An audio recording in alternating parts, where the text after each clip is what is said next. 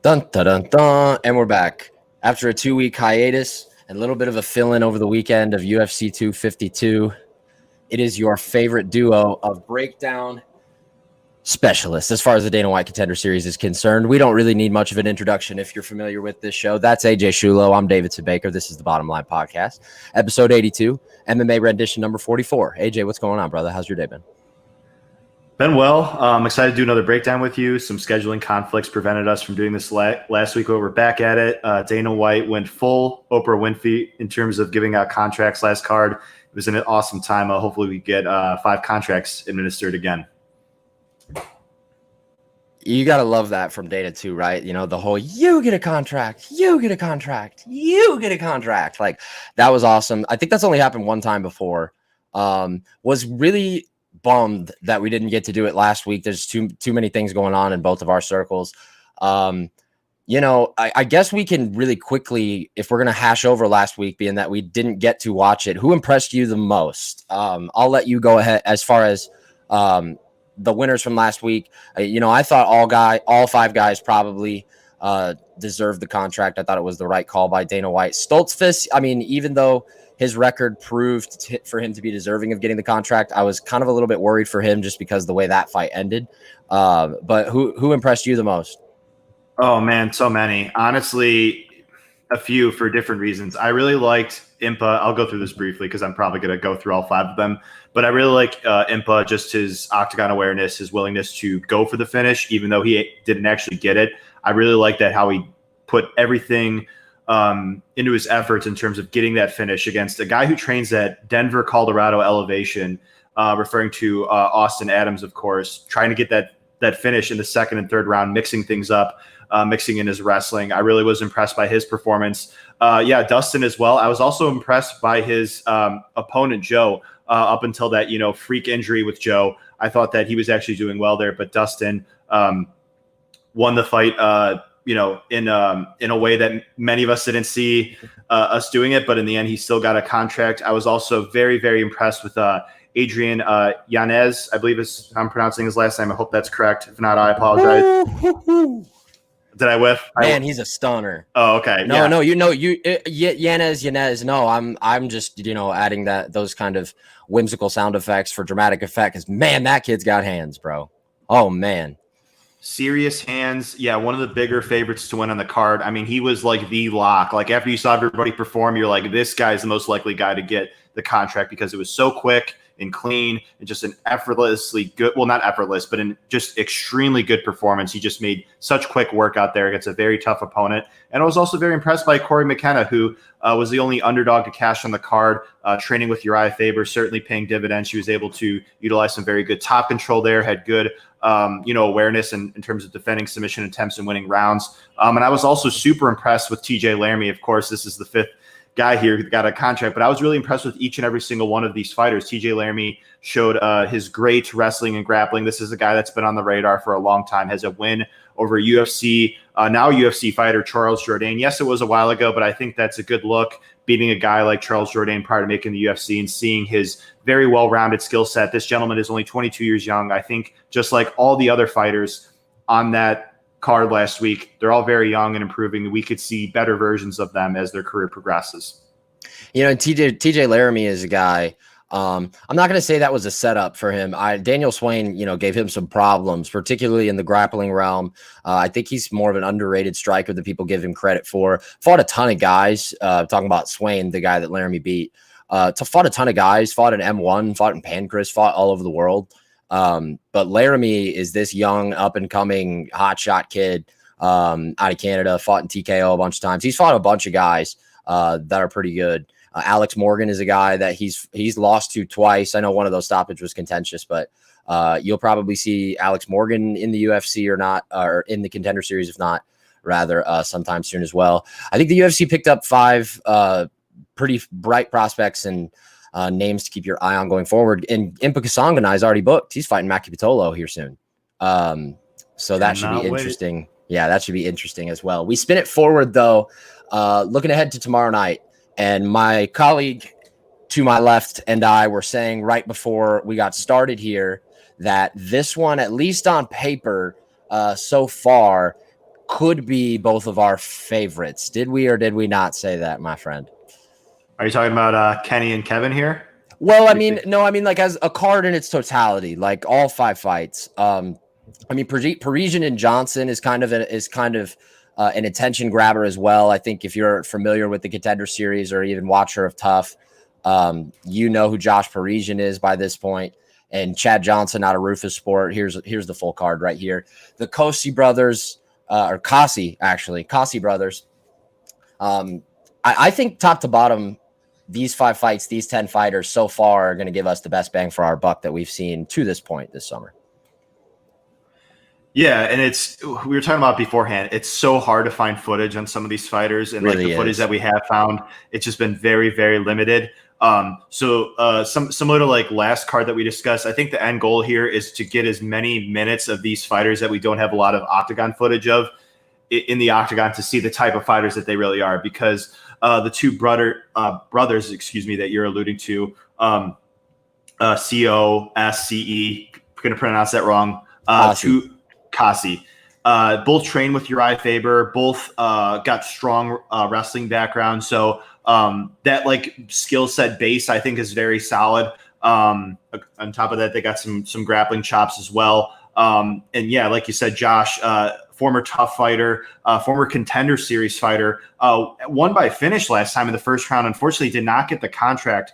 In addition to him, Kevin Seiler, another gentleman who fought on the Contender series last year, won in pretty dominant fashion, an American Top Team guy, young and ever improving. Yeah, I mean, you said it. I think that every fighter from top to bottom on this card are very unique in their own in their own way, and I'm really excited to see how they perform. All very young, all relatively inexperienced, but like we've seen time and time again, the Contender series is like the perfect segue to get into the UFC if you're ready. Under the bright lights, big opportunity. Let's see how these fighters perform. I'd say outside of Chad Johnson, yeah, everybody on this fight card is relatively young, particularly in their career. Matt Dixon, 24. Orion Kasi, the older of the two Kasi brothers, is 26. Here's what I thought I heard this week. I thought Orion was training at Team Alpha Male. Lewis still with Lost Boys, I believe, is what I stumbled upon this week. I may have that backwards. If both of these guys, and we'll get into the predictions going into it, if both of these guys make it into the UFC, there's going to be a lot of people getting them switched up. However, we begin our breakdowns with a fight starting things off that was originally supposed to be on the first week of the Contender series. And, Kenny Cross was going to fight, honestly, a completely different opponent in DeMonte Robinson. That fight falls through for a different reason the day before, and now here we are. It's Seiler v. Cross running it back as far as the booking is concerned. This would have been something that we would have talked about in week 1. Seiler, 10-0, submission specialist, and Kenny Cross, who we also mentioned 2 weeks ago, is a guy that has a ton of confidence when he's on the feet. He's really erratic, likes to get in brawls, likes to fight in wars, loves the carnage, loves everything that goes into it. And that provides an interesting stylistic matchup against a guy that's looking to take your limb or your neck like Kevin Seiler. Yeah, I'm really looking forward to this one. They both train at good camps, Michigan Top Team for Kenny Cross, and obviously American Top Team, Coconut Creek, Florida, for Mr. Kevin Seiler. And I do think that generally Kenny has the advantage on the feet. I think he's the more athletic and powerful striker, with his speed advantage as well. Kevin, definitely his boxing is pretty solid. Like he throws like good straight punches. His technique is pretty clean, but like he's pretty stationary. Like his head movement could be better. He kind of just like covers up when defending punches. Like I'm not a big fan of that. But he is still very young. And again, like I said, American Top Team, I'm sure that they see that and are working on it. They're very well-educated camp. They come in with a good game plan and improve their fighters. So to me, it's really going to come down to the takedowns because, like you said, that's, I think, the equalizer here for Kevin. I do think he's the better wrestler and grappler of the two. Kevin's got some solid wrestling chops. Yeah, like, he could threaten with some Kimuras and whatnot, but I tend to think that's not really going to work against Kevin, who's one of the more experienced guys on this week. And he's very young. And he's faced like stout competition. Like he's been tested, no doubt about it. So I think that Kenny will get the better of the striking exchanges due to his superior power, speed, technique, and defense. Whereas I do think Kevin has the better round-winning tools because he should be the gentleman landing takedowns here and getting some top control time and looking to pass the guard of Kenny. I do think that Kenny should be able to do that. Again, I have seen Kenny taken down and controlled it as recently as, say, a couple fights ago. Both young. I do think it'll be a great scrap, but ultimately I'm going to lead with Kevin Siler, as I do think that the wrestling and grappling and potentially better cardio should help him win rounds down the stretch. You know, the cardio thing is important, and especially 2 fights ago, you go back and you watch kind of that moment where the guys are getting the contracts, right? And they really what's the word I'm looking for? Sensationalized. There we go. A lot of syllables. Sensationalized the process in which these guys get or are snubbed of the contracts after the fights are over. And, you know, Siler, you know, he won by decision in his first stint on the Contender Series. However, his record speaks for itself. His submissions speak for itself. The variety of them speak for itself. They all do. I think a lot of people went into his fight in the Contender Series with the impression that there's a good chance no matter how this guy wins, this guy's going to get signed. Kind of like apropos to how Dustin Stoltzfus did last week, despite winning just by some sort of freak injury. Kevin Siler, you know, he missed weight, though, 2 years ago. And that obviously deterred him and his chances from getting the contract right there. This is a bad matchup for Cross, I think. Though that erratic, no fear type of style that you and I both touched on is going to be something that has to aid him in this fight. No, like if there's a lot of paths of that lead to resistance for Cross here. All 3 of his losses are by sub. We get it. MMA math doesn't necessarily always add up in that fashion, but it's got to mean something, right? Where do you see, as far as Cross is concerned, like what's he got to do to take the path of said least resistance and avoid being ultimately subbed by a guy with as many subs as Siler? He's got to make Siler really work for those takedowns and be the more physical guy. You know, you got the weight class right in front of us. You know, the stats say it, like Kenny is the more natural lightweight fighter. Like he's fought at lightweight much more recently, whereas Kevin's a younger guy that's kind of filling out his frame and is fought at featherweight. You know, you mentioned that weight miss in the Contender Series last time. You know, again, maybe there's something to it. Maybe he just realized, hey, I need to move up. Lightweight's a more naturally suited weight class for me. Again, it might be something like a Jake Matthews scenario where the guy is, again, with him being as young as he is and getting a bigger frame, putting on more muscle, maybe it's just better for him to move up to lightweight. So I would say that's the big deal sealer for Cross, is just show Kevin that you're the more physical guy in there. You know, make him really work for those takedowns. Like, you know, make him, you know, when he takes you down, scramble back up. That's what Kenny typically looks to do. He gives up his back when doing so, which is, again, a liability, especially for a guy like Kevin, who definitely does have some submission grappling chops. But again, that is the path least resistance. Make him tired.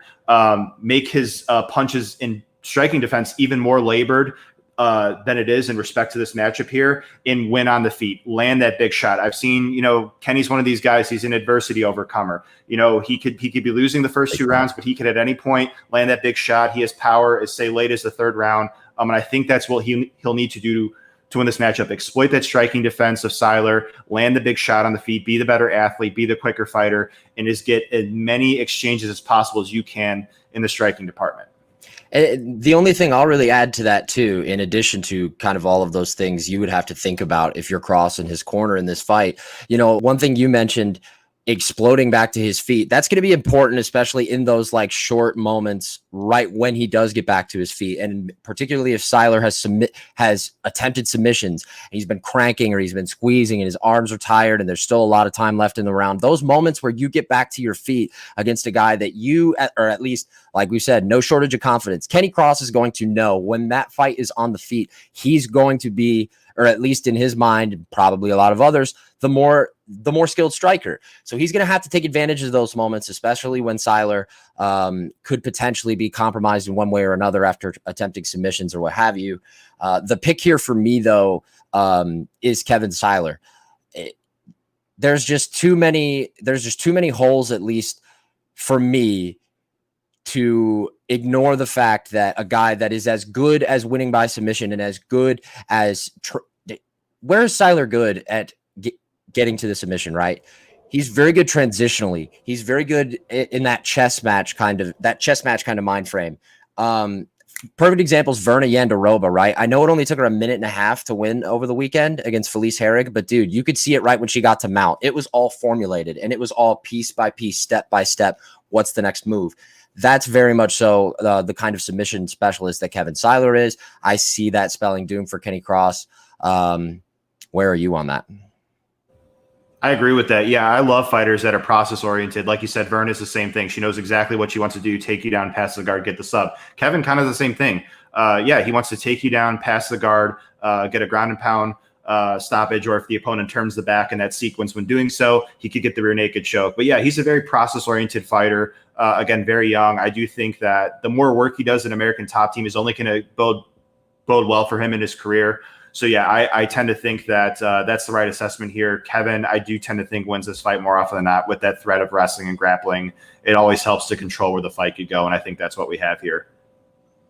Good stuff. Good stuff. Moving along, and a fight that I know it doesn't really matter, like who's the quote unquote main event. Like no one's fighting 5 rounds. Like nobody, maybe outside of the case of like a Nick Newell or a Greg Hardy, is going to really know a ton. At least the casual observer.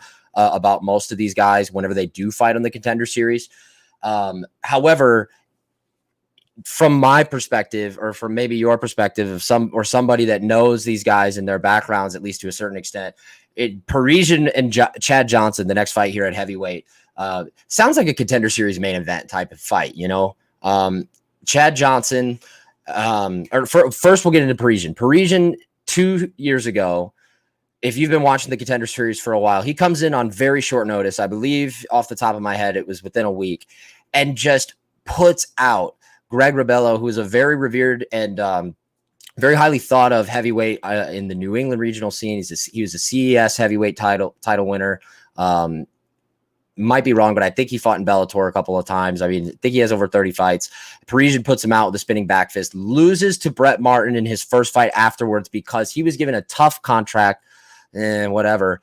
Lost on the way in tough as well. And now since his first loss after that, he's won 5 straight. Here he is 12-3. And he's taken on a guy who, as I said earlier, is probably the only guy outside of that young and up and coming age gap in Chad Johnson, who's 34 years old. But man, one look at his Tapology record, because you know there ain't a whole lot of film you can find on him, will tell you that this guy does not really like to hang around in the octagon very long. His fights end early, and they end in violent fashion. Yeah, Parisian, like you said, I really like how he's just got a lot more experience. I do think that in itself is an advantage. You know, he's fought on Tough. He fought, like you said, on The Ultimate Fighter last time. He's per his Instagram, he has a BJJ brown belt, which I'll get into stylistically here in a bit, but he's got that going for him. He's also got some pro boxing experience. His game though is just basically like all based on spins. Like, I mean, it's cool when it works, right? I mean, you spinning kick to the midsection, spinning back fist, like you said, on his first Contender Series appearance. It's just not the most technical way to approach a professional mixed martial arts fight as you work your way up the ranks, though. So, like, yes, Josh is big, and one of the more interesting things I noted when weigh-ins, I think you'll find this interesting if you didn't already know, 50-pound weight difference between these two gentlemen. 50 pounds. That reminds me of Derek Lewis and Alexei Olenek. Like, crazy. That was highlighted in my notes for sure. And sure. I mean, it's interesting, and it's an advantage in itself, I guess, if he gets in top control. Maybe Chad here doesn't have an easy time getting him off of him or get him off of him at all. So I mean, Josh could win this fight on the feet, and like we said, Chad has very, very limited footage, and when I mean very limited footage, I mean like there's only one video at the top of the YouTube search query, and it's flooded with country music in the background. That's about it, dude. Like, even the King of the Cage, like, even Fight Pass has a lot of King of the Cage. They used to have a lot of the King of the Cage stuff. They don't anymore. And I don't blame them, but that's a completely different wormhole that I'm not really going to go down right now. But regardless, his last fight was in LFA. Won that fight by stoppage as well. And It's tough. Like you said, there isn't a whole lot of footage, but Parisian, as far as he's concerned, you would think, and you mentioned it, you would think his path of least resistance is for sure with the weight advantage and especially the experience that he has. One of my notes that I put and highlighted that for Parisian stylistically that wouldn't be in his favor. He's very susceptible to level changes, and I don't see that being an issue in this fight at all. I don't see that being a problem here. He calls himself an unorthodox striker, and I think the spinning back fist is something that you can pin that to. I think experience will matter a lot here. I think the size will matter a lot here. I know you and I are beating a dead horse here, but I think this one has potential to be over fast.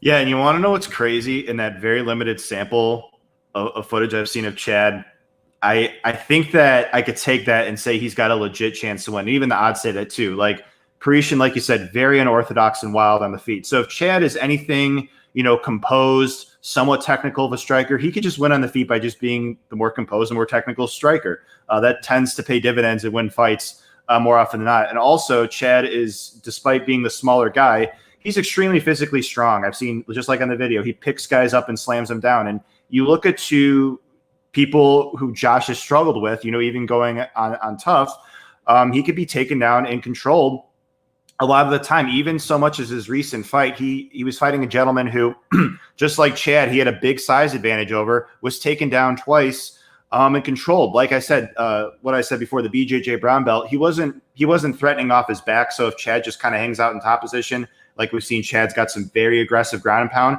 It might just take one slam takedown from Chad, because again, his takedowns are all based on strength, not so much technique and power. A couple guard passes and just, kind of just pound away on a ground and pound stoppage, to be honest with you. So despite being the less experienced guy, despite being the smaller guy in terms of weights, I do think Chad is live just based off the fact that he has wrestling capabilities and he's aggressive in top position. As we've seen, that's, some fights where Josh has even gone on to win, has struggled early on because of that threat. Yeah, there's no doubt. And I think that,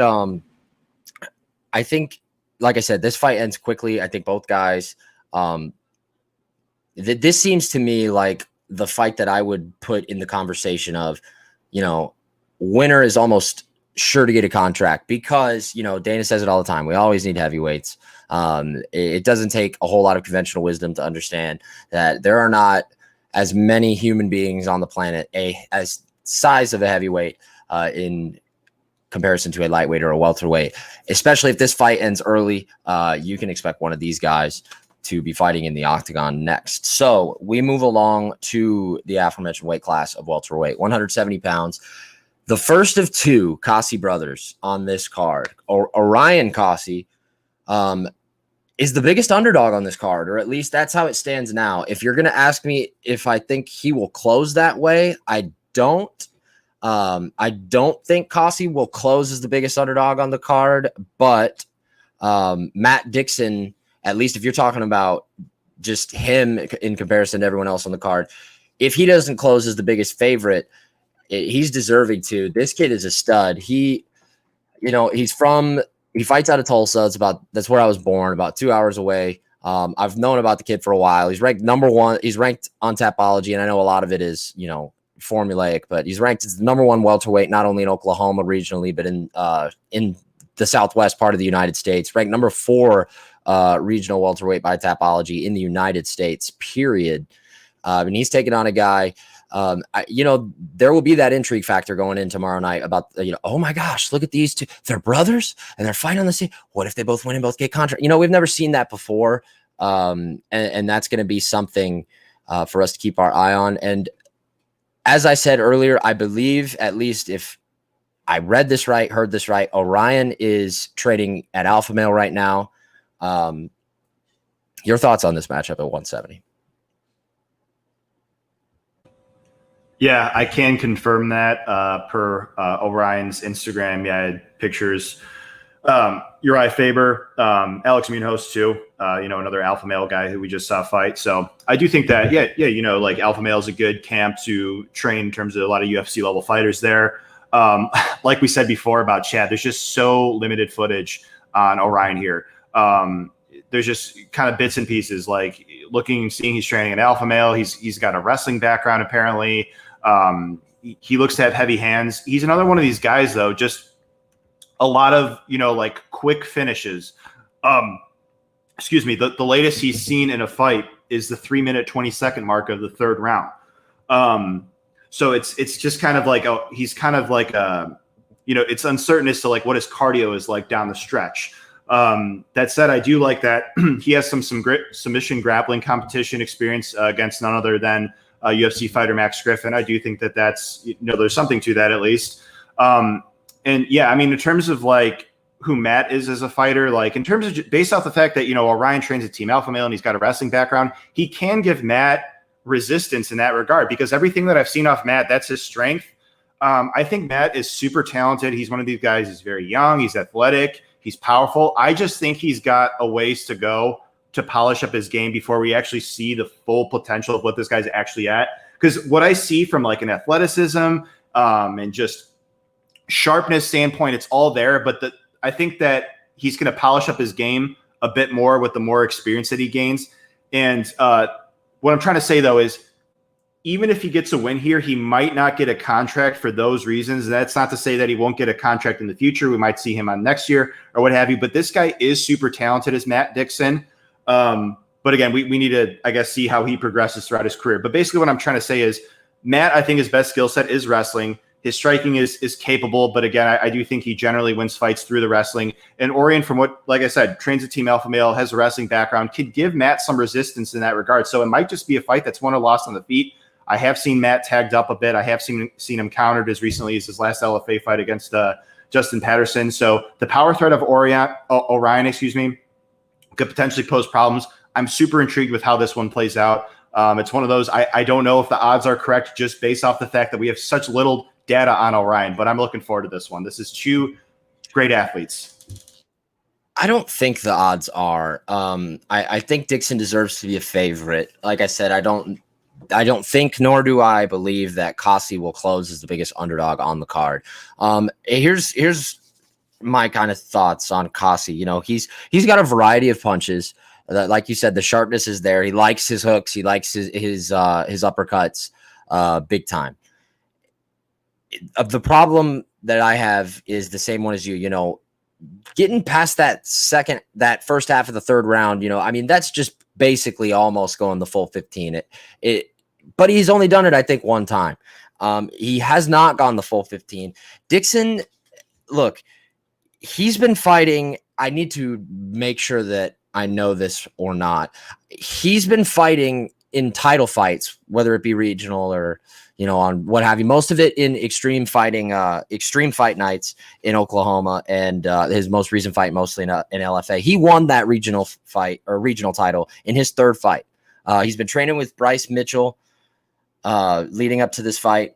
He was offered UFC spots, or at least according to himself in an interview, he was offered, short notice UFC and Contender Series spots in the past, but due to a mix of kind of contractual obligations with other promotions and timing, and timing is everything. And I think that goes a lot into why this opportunity was taken by Dixon and his team. Really athletic guy, got a wrestling base. He's really good when he's in close at making the most of exerting energy at causing damage. And what I mean by that is like your examples in the clinch, those foot stomps, those knees to the thighs, those stay busy shots. He's really good at causing damage in those areas, softening guys up. I think experience will matter a lot here. And I think experience against guys, I mean, Matt Dixon by no means necessary has fought world champions in all of his 9 fights, but I think he's had a little bit more difficult of a road so far than Kasi has.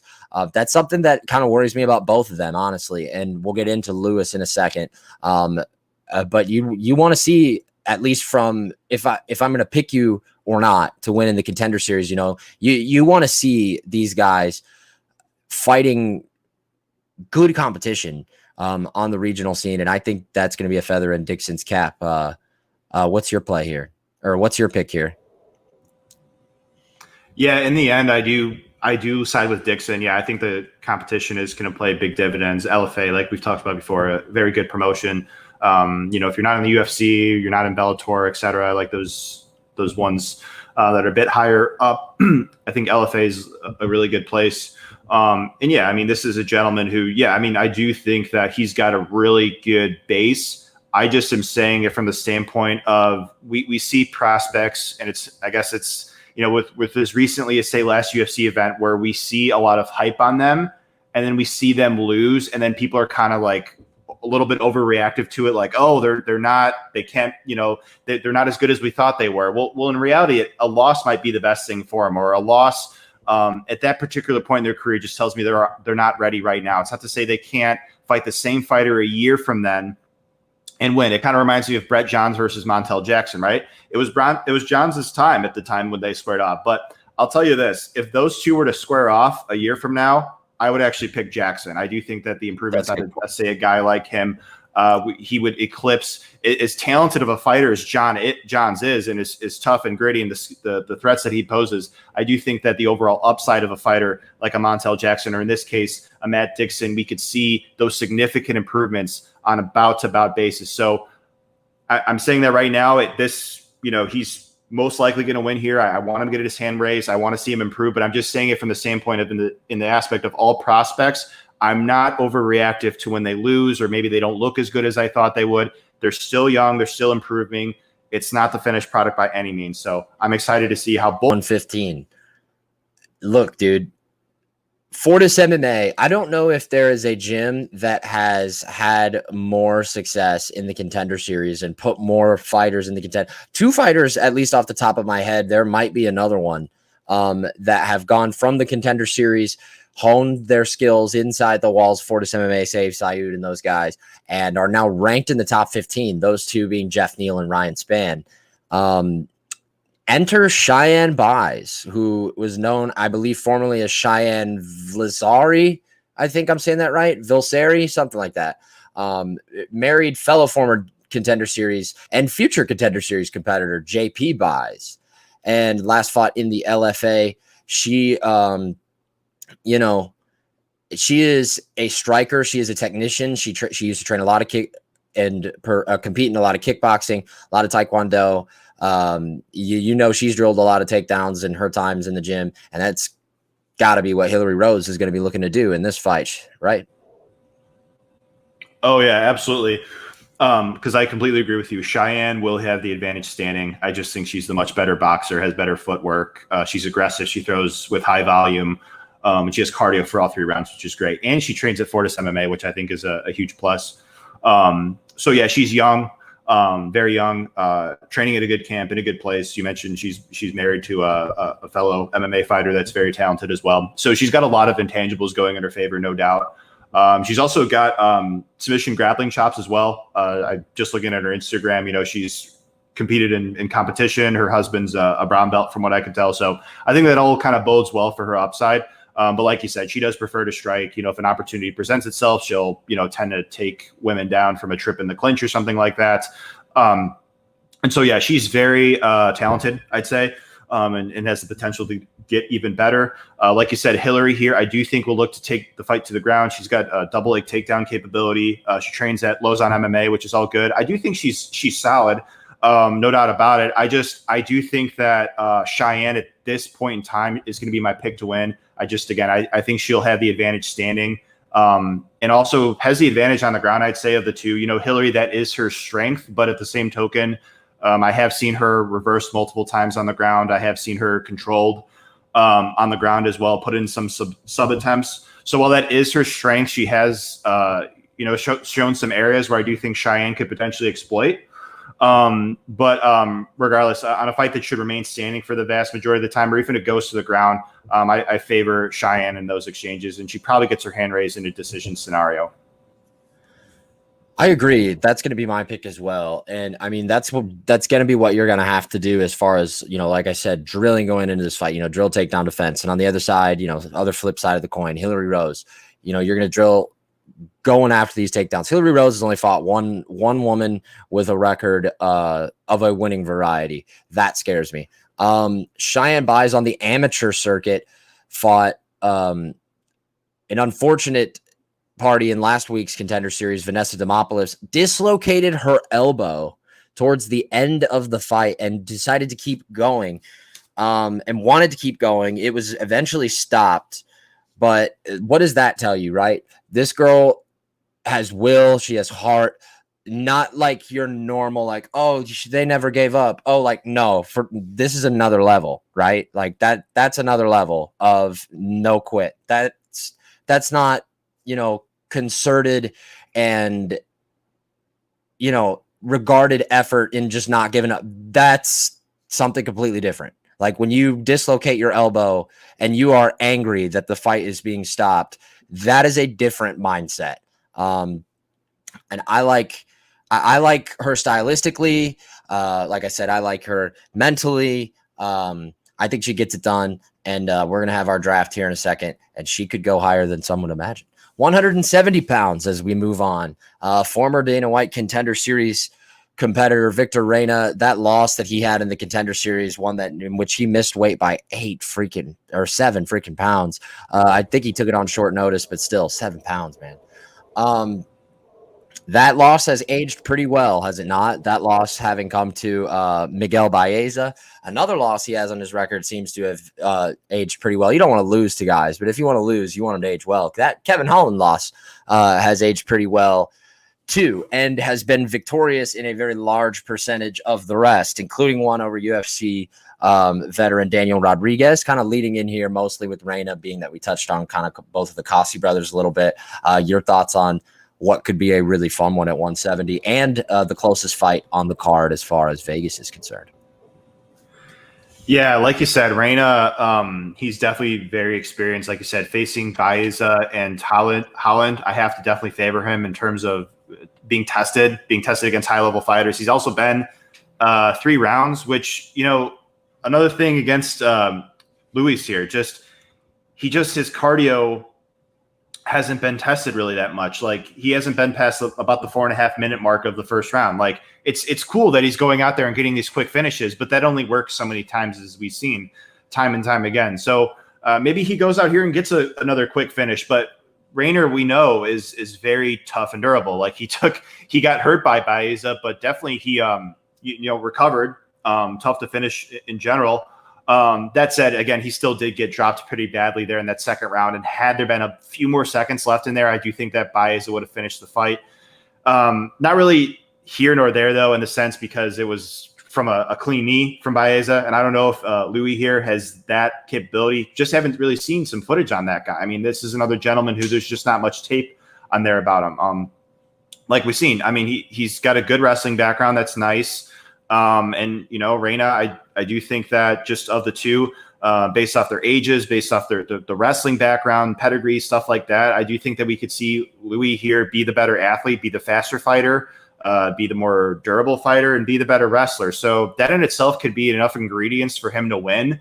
This is just, again, kind of another shot in the dark because we just don't have much footage of this guy other than just looking at some of his wrestling footage or, just seeing what he's up to on Instagram. Like, it's nice to see he could go out there and get a quick finish. But if he doesn't finish Reina early, how will this fight look? I don't know. I mean, maybe his cardio is fine, but I want to know where the odds makers are getting his footage, right? Like it minus 130. Okay.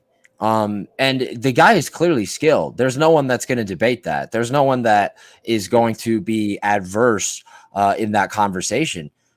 But where do you get off on favoring a guy that, at least to like I said, where are you getting this? Where are you getting the film? Where is it? I don't see it. There might not be any. I know. I mean, there is, and it's sparing, but like it is very sparing, man. Like Reina.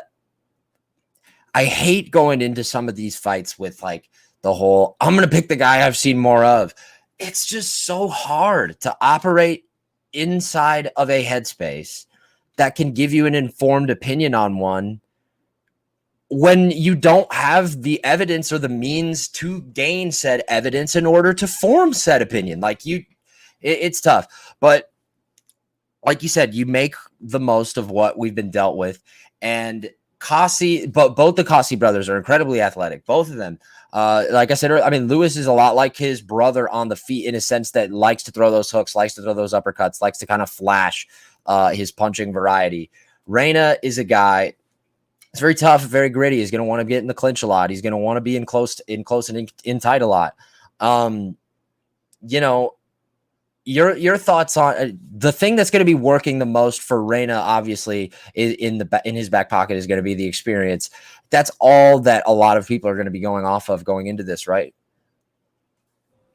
Yeah, and like we might have like an Austin Hubbard versus Max Roskamp scenario here, like, you know, in a way, like just be like Louis might be the better wrestler, but like maybe he just doesn't take Reina down and submit him, so Reina's able to get up and that tires him out, and we get Louis here is exhausted and Reina's able to put on the finishing touches. Like something honestly like that could happen just anytime you have a guy that just hasn't been tested. Again, like we see, hasn't been past the first round. I don't know what this cardio is like. Again, I do think it's encouraging with his brother, working with Uriah Faber. Again, I think coming from a strong wrestling background is definitely nice, but you know, Max Roskamp was another guy who came from a really strong wrestling and grappling background.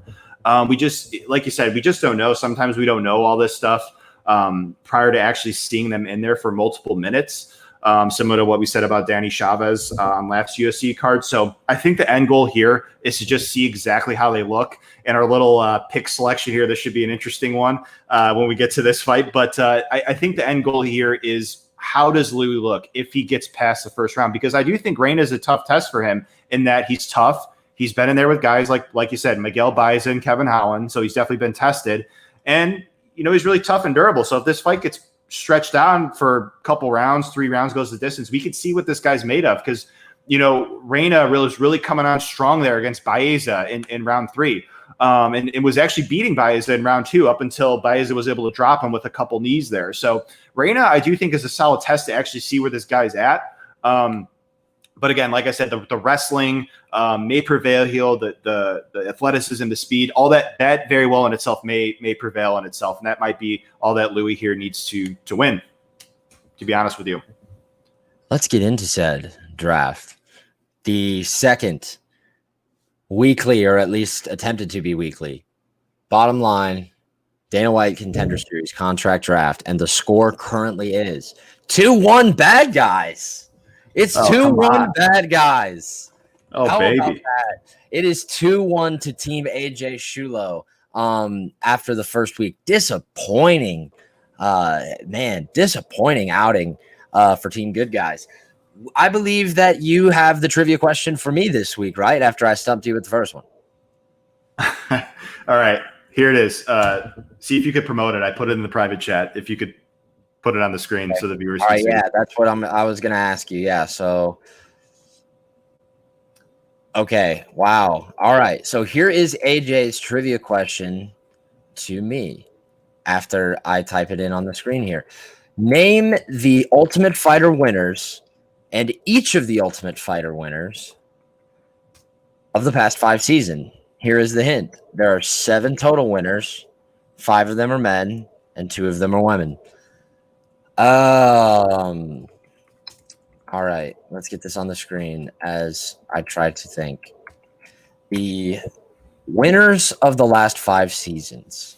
Okay, so 5 men, 2 women. Last year it was Macy Chasson or not last year. Last season it was Macy Chasson and the guy that somehow still hasn't made his debut, Juan Espino. Okay, that's 2. Juan Espino, Macy Chasson. That's tough hitters. Yep. And hey, by the way, you don't need to do these in order. You could just do I know. I know, but that's what's going to help me get it. Okay, go ahead. Those 2, and then you've got Brad Katona. Yep. Mike Trezano. Yep, that's undefeated season. Okay, 3 more. Jesse Taylor. Yep, that's redemption. This is where I'm going to struggle. Oh, man. Well, could the Tatiana Suarez, Andrew Sanchez season be the one before that? No, you're. I was on a good run. What are the last 3? No, there was just 2. It was Nico Montano and Tim Elliott. I can't believe I forgot about the flyweight season. Yeah, when you skipped over to Yeah, I skipped both flyweight seasons and over into 23, and that's the season Suarez and Andrew Sanchez won. There's the sound for me. I lose. Team Bad Guys gets the first pick. Oh man, I get an authentic, like actually bad sound, and you get just you get like a. Well, I had the iPad ready for it. iPad ready for it, and I got a new like dock thing for my iPad where it's got like a keyboard on it now, and that kind of sits next to me. So I'm gonna blame that. I apologize. I'll be fair and adverse with it next time. I promise. Sounds like a crock of shit. Just kidding. I feel it though. In all seriousness, I'm gonna go with him. I'm gonna go with Matt Dixon here. He's like the Jacoby pick. Yeah, he's basically the Jacoby pick from 2 cards ago, but I don't care. He's the best pick. Yeah. You know, the great website that I was humbled enough to become a part of, MMA-prospects.com. Spearheaded by Michael Fidel, who I think is going to have a long and very successful history and career in this space. You know, we're going to be doing our predictions, and you know, we have a Slack chat and we put them all in there. We also give a sentence kind of blurb for our most confident picks. And I saw that Dixon was a guy that was pretty popular in that space. However, I'm going to go with my guy that I picked as my most confident pick, and that is Kevin Siler for the second overall pick. Again, Kevin Siler, the submission prowess and the tactical whereabouts that he's going to have if he has crossed in any type of compromising situation in the grappling realm, I think is going to be far too much for Cross to overcome. And I do think the fight gets there, and I do think that Siler capitalizes. So there is my pick. Did we go snake? Did we go snake on the first episode? I don't remember. Honestly, I don't remember either. Oh man. Well, you got the third pick. I'll go with Cheyenne. Mrs. Cheyenne buys. Damn it. Yeah. Damn it, AJ. Cheyenne buys. That's a good pick. Win Shockey over 2-1 favorites. Josh Parisian is my next pick.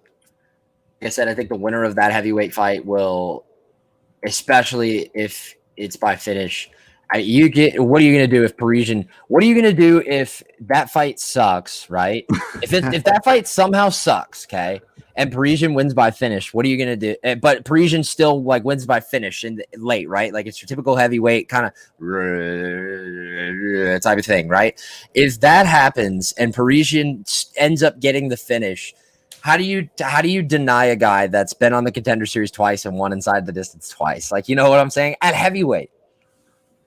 Yeah, I guess that'd be a good argument. My whole thing is I'd be kind of nervous picking. The argument would be the fight sucked, right? Well, no, or if he wins by spinning back fists again, but doesn't get the contract. No, my favorite thing, and when I say my favorite thing, the thing that drives me absolutely up a wall is when Dana White goes, okay, let's do a show every Tuesday night where we take young fighters that are up and coming and give them the chance to get contracts. Hey, you're a young fighter that wants a contract. Hey, you're a young fighter that wants a contract and won by finish. Hey, you're too young. Like, you know what I'm saying? He does that all the time. Like, you're too young, not old enough. If it's anything like last week, we won't have that issue. But yeah, I mean, true. Very true. Your fifth pick, or your third pick, fifth overall pick. I'm gonna go with the other side as you. I'm gonna go with not Ocho Cinco, but Chad Johnson. Chad Johnson. Nice. So both heavyweights are off the board. Siler is off the board. As we highlight that, Siler is off the board. Buys is off the board. Reina is my next pick. He is off the board. Oh yeah. Okay. He is. I'm picking him to win as well. That's a sneaky one. I mean, if he wins, it might just be like a late stoppage, like he just overwhelms him with pace. Nonetheless, I will take the other side of that fight though, and go with Louis. Last name that can't pronounce. Kasi. All right. Oh, I forgot we got 5 picks. Yeah, because first week we only had 4 each. Chad Johnson, Kasi. All right. So we are down to, we have 3 more. I will go with Kenny Cross. You gonna take the other Kasi brother here? I am. Yeah. I got Hillary Rose, Dan. Cool. Yeah, this was good. I mean, and I gave you a legitimate question. Like, you got to admit, Dude, like, that was actually like a question that you were on the right track for. Like, that wasn't some bullshit one. Yeah.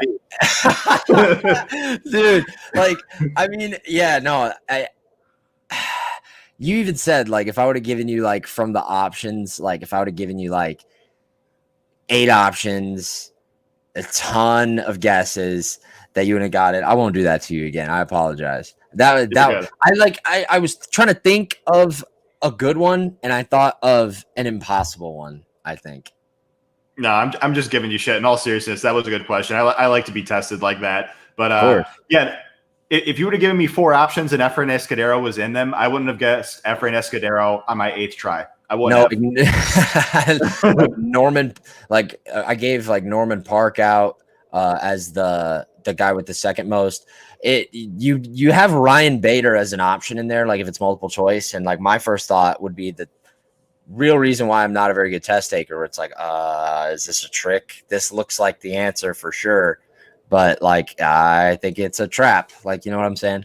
But regardless, we thank you for joining us this week. On episode 82 of The Bottom Line, MMA rendition number 44. I think we're going to be doing our loudmouth preview this week, I hope. I don't think we have that nailed down yet, though. Right? Yeah. Like Wednesday. Yeah, we'll talk afterward, but Wednesday, sure. I think is what I was looking at. Yeah. Well, you can always look out for that on the Loudmouth MMA Twitter, all of our Twitters, all of our social media, the internet, what may have you. And that's the same place, believe it or not, you can find this podcast going forward. And tomorrow is a very big day for this podcast, because tomorrow is a day that has arrived upon the conclusion and cultivation and hours of fantasy football work ya boy has put in. And it's all going to come to fruition tomorrow. Tomorrow is my yearly fantasy football primer. My last 2 are my two of my top 5 most listened podcasts ever. So I am absolutely jacked up about that. That'll be me and the great Ben Hertz tomorrow, for those that care. All right, AJ, I'm sure you and I will be back on next week. You have any last thoughts, brother? No, thanks everybody for tuning in. Hope you guys enjoyed it. Hope you guys found it insightful. I realize it's a quick turnaround, but that's how the Contender series is. Want to help you guys out. If you like it, it's tomorrow in the evening, Tuesday nights on ESPN Plus. 8 Eastern this time. I had it wrong the first week. I was masquerading around as 9 Eastern and ended up being 8. Almost cost me. But we will see you guys next week. Episode 84 will be the numerical value in which our podcast will be next week.